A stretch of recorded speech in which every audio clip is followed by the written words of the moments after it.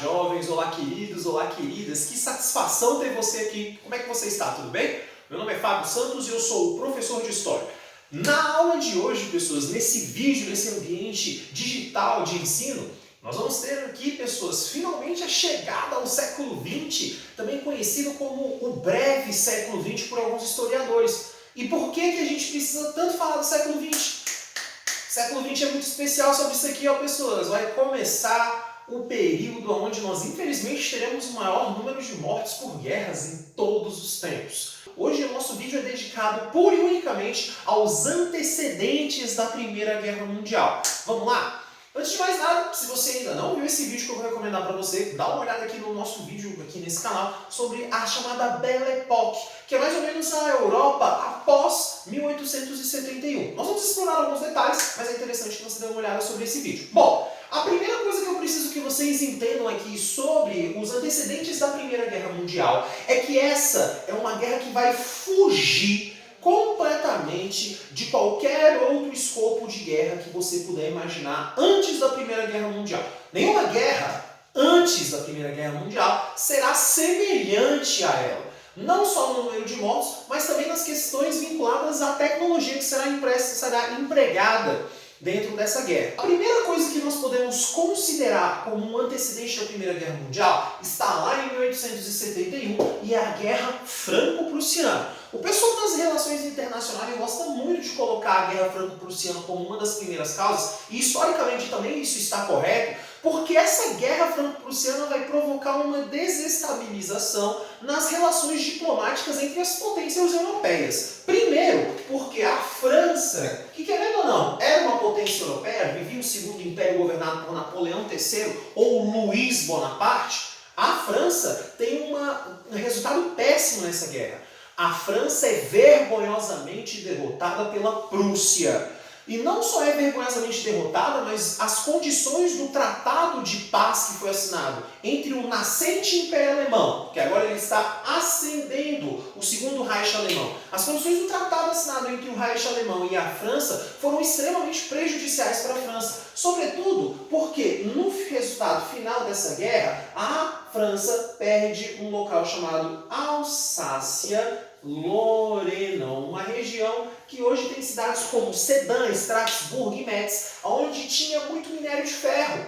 E o minério de ferro era essencial para a indústria siderúrgica que surge na Segunda Revolução Industrial. Dentro desse cenário, a França não só apenas sai com esse sentimento de ter perdido essa guerra, como ela alimenta um rancorzinho, ou vulgarmente conhecido como ranço, da Alemanha, e começa um sentimento de revanche. Guarde muito isso que eu vou falar para você nesse exato momento. Vai surgir agora o que conhecemos como revanchismo francês. Dentro desse cenário começam as disputas imperialistas europeias. Começam as disputas entre estas três nações com desejos imperialistas, com aspirações de grande crescimento econômico de suas empresas e de suas indústrias. É nesse momento em que tem Inglaterra e França, que durante mais de 400 anos, desde a Guerra dos 100 Anos, que eram grandes adversárias, elas agora têm um inimigo em comum, o Império Alemão.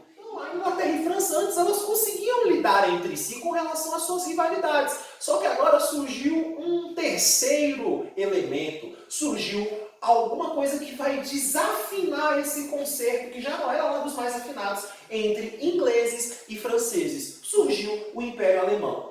E agora elas têm um inimigo em comum. Falamos inclusive no outro vídeo, mas vou repetir. Agora elas têm um inimigo em comum, vão ficar tudo amiguinho. O inimigo em comum agora se chama Alemanha, se chama Império Alemão, certo? Dentro desse cenário, pessoas, eu vou ter diversas disputas do ponto de vista econômico, primeiramente do ponto de vista econômico, porque as indústrias alemãs vão rivalizar com as indústrias da França e, sobretudo, com as indústrias inglesas, que tinham naquela época o maior parque industrial do mundo, além de também ter uma grande quantidade de colônias, certo? Que era algo que a Alemanha, inclusive, não conseguiu muito, apesar de insistir bastante dentro dessa lógica de disputas imperialistas. Inclusive, já que falamos sobre isso, a gente pode incluir a chamada partilha da África como uma das consequências dessa disputa imperialista. Por quê? Porque a Alemanha é quem convoca, através do sujeito chamado Otto von Bismarck, uma das pessoas mais importantes do processo de unificação da Alemanha, é ele quem convoca basicamente é basicamente Otto von Bismarck que vai convocar o que fica conhecido como Partilha da África, a Conferência de Berlim de 1884. Então essas disputas também vão para o campo político, como você pôde acabar de ver, o nosso segundo ponto, e o ponto de vista diplomático. A questão diplomática ela era vinculada, sobretudo, às questões de como lidar com as questões coloniais. Será que a Alemanha vai conseguir alguma colônia? Será que franceses perderão colônias? Será que os ingleses perderão colônias? São coisas que serão perguntadas durante esse momento. Dentro desse cenário, a gente puxa o nosso terceiro antecedente, que é a chamada paz armada. Agora, olha só que interessante o nome desse momento. É uma paz armada. Por que é chamado de uma paz armada esse período de quase 25 anos? Porque o que está acontecendo aqui, gente, é uma corrida armamentista.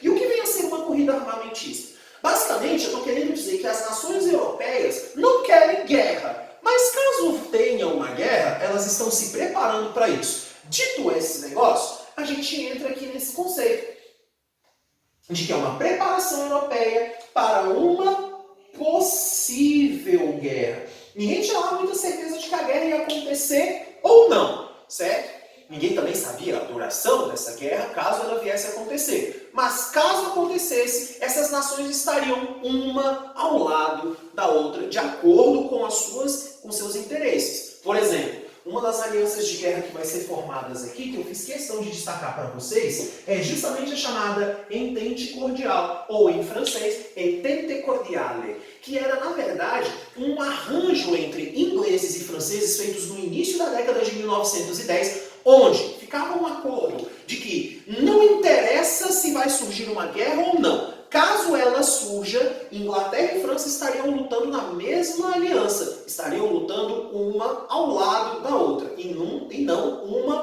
contra a outra. Beleza? Então, dentro desse cenário, as nações estão se preparando.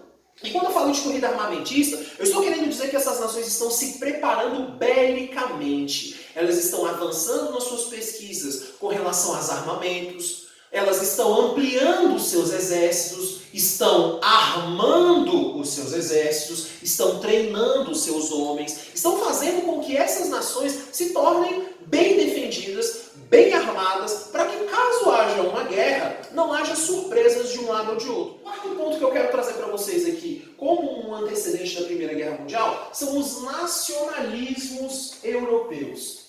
E essa questão dos nacionalismos europeus é muito sensível, porque ela vai gerar alguns atritos que acabarão desembocando naquilo que ficou conhecido como o estopim da Primeira Guerra Mundial. Bom, o primeiro dos nacionalismos não chega a ser tão beligerante, o segundo é mais. O primeiro é o pan-germanismo, que seria uma união das chamadas nações germânicas. E aí surge uma pergunta, quais seriam essas nações germânicas? Bom, podemos elencar aqui, por exemplo, o Império Alemão e o Império Austríaco. Esses dois impérios irão se aliar. Ainda não chega a ser necessariamente uma aliança de guerra, mas há um alinhamento de interesses diplomáticos entre austríacos e alemães, levando em conta que pertencem ao mesmo tronco linguístico e cultural, o tronco linguístico dos teutônicos, que é o tronco linguístico germânico. E aí nós temos um outro nacionalismo, e esse é mais beligerante, esse é mais perigoso, o chamado pan-eslavismo, que são as chamadas nações de raça eslava se unindo juntamente com a grande potência de raça eslava. Quem é a grande potência eslava? A Rússia, que nesse momento é uma monarquia. Nesse momento você chama a Rússia de Império Russo. Eu coloquei ali só Rússia para simplificar. E aí surge uma pergunta, professor, mas que nações eslavas nós temos na Europa? Nós temos várias. Hoje, por exemplo, nós temos a Eslováquia, nós temos a Eslovênia, nós temos a República Tcheca, nós temos a Polônia, nós temos também sérvios, montenegrinos, bósnios, croatas, que também entram dentro do que conhecemos como raça eslava. E aí, o que acontece? Essas nações eslavas, a gigantesca maioria delas, eram colônias austro-húngaras, eram colônias do Império Austro-Húngaro. Por exemplo, a Bósnia, a Montenegro, a própria Sérvia durante um bom tempo também foi colônia, né, de outros impérios. Só que aí o que acontece? Em um determinado momento, já no final do século XIX, a Sérvia consegue a sua independência e ela passa a agir como um satélite russo próximo do Império Austríaco. O que isso quer dizer? Significa dizer que a Sérvia vai ficar incentivando que as outras colônias de origem eslava, porém pertencentes ao Império Austríaco, buscassem sua independência, para que elas saíssem da esfera de influência austríaca para entrar na esfera de influência russa. É óbvio que o apoio que a Rússia dava era disfarçado. O apoio russo era para que essas colônias saíssem da esfera de origem austro-húngara, da esfera de influência política austro-húngara, para entrar na esfera política de influência Rússia, ou, como dirias, da esfera de influência da mãe Rússia, que é assim que os russos, inclusive, se referem à própria pátria.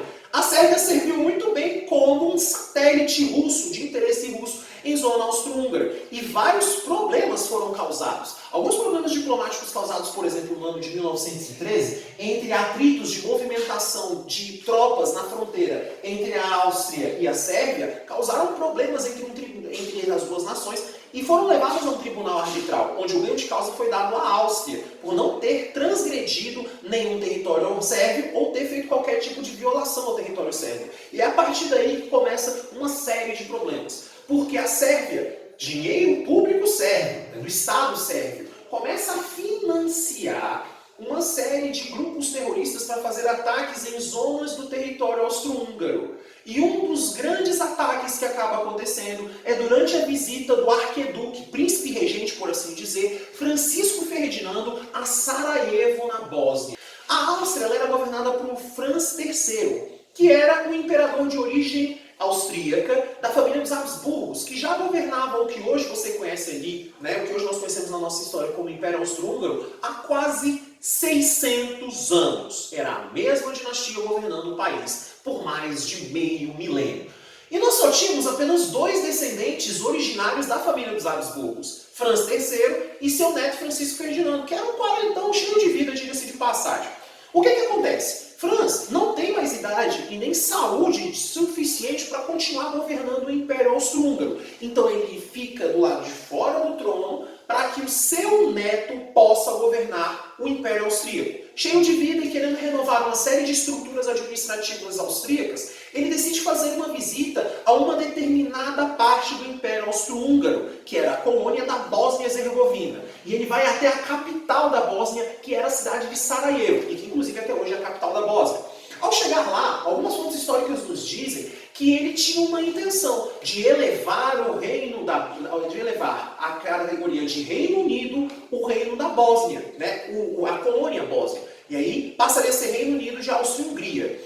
Dentro desse cenário, pessoas, a visita acontece entre os dias 27 e 28 de junho de 1914. No meio dessa visita, a comitiva de Francisco Ferdinando é atacada duas vezes. Na primeira, Francisco Ferdinando e a arquiduquesa Sofia, sua esposa, conseguem fugir ilesos. Mas na segunda, o casal é alvejado com 5 tiros disparados pelo revólver de Gavrilo Princip, um terrorista sérvio que tinha pouco menos de 20 anos de idade, bem novo, diga-se de passagem, e faz um ataque à porta de um hospital, onde estava descendo do carro Francisco Ferdinando com sua esposa, a arquiduquesa Sofia.